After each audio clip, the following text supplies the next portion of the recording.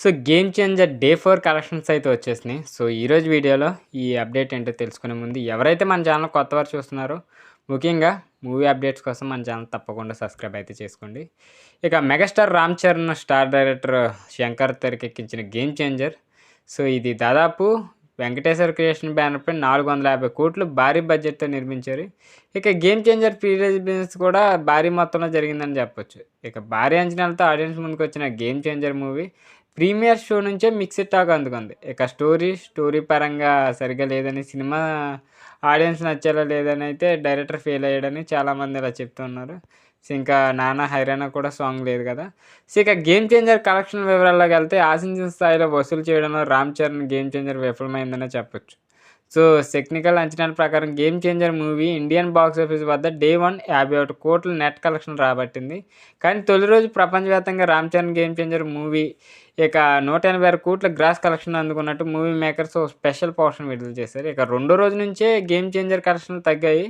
So, ఇక రెండో రోజు 'గేమ్ చేంజర్' బాక్స్ ఆఫీస్ వద్ద కేవలం 21,00,00,000 అయితే వచ్చింది. ఇక మూడో రోజు అయితే 17,00,00,000 నెట్ వసూలు చేసినట్టయితే తెలుస్తుంది. ఇక నాలుగో రోజు కలెక్షన్ వివరాలకు వెళ్తే సోమవారం అంటే 'game changer' Indian box office వద్ద 8,00,00,000 అయితే అందుకుంది. దీంతో మొత్తం 4 రోజుల్లో 'గేమ్ చేంజర్' మూవీ నెట్ కలెక్షన్లు వచ్చేసి 97,00,00,000 అయితే చేరుకుంది. ఇక 'గేమ్ చేంజర్' సోమవారం నాడు తెలుగులో అయితే థియేటర్ల ఆక్యుపెన్సీ కేవలం 20% అయితే నమోదైంది.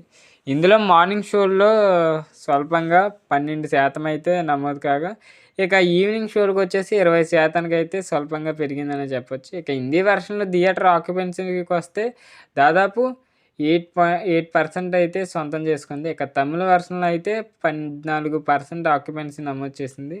ఇక 'రామ్ చరణ్' 'గేమ్ చేంజర్' కలెక్షన్పై బాలయ్య 'డాకు మహారాజ్' ఎఫెక్ట్ కూడా బాగా తీవ్రంగా పడినట్టు తెలుస్తుంది. అలాగే 'విక్టరీ వెంకటేష్' సంక్రాంతికి వస్తున్నాం పాజిటివ్ టాక్ అయితే సొంతం చేసుకుంది. దీంతో ఈ రెండు సినిమాల ప్రభావం పడినట్టయితే 'గేమ్ చేంజర్' తెలుస్తుంది.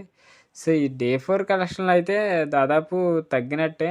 ఇంకా 8,00,00,000 అందుకుంది అంతే. ఇంకా అంతకుమించి ఎక్కువ రాలేదు. సో, ఏంటో మరి మంచి మూవీస్‌కి అయితే ఎలాంటి కలెక్షన్లు వస్తాయి. సో, మాస్ మూవీ కాదు ఇది.